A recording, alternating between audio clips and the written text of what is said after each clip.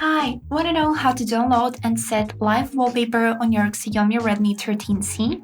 So, as a first step, we would need to open our Google Play Store and here find application name of which is Wallpaper Engine by Wallpaper Engine Team Developer. Now, after you have installed this application, we would need to click on this big blue button Open.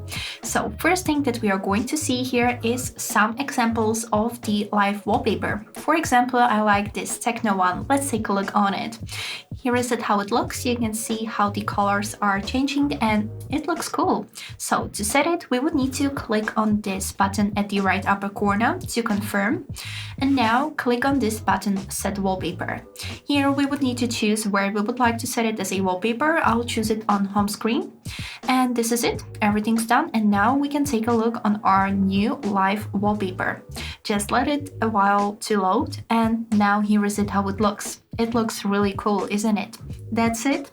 I hope this video was helpful and thank you for watching.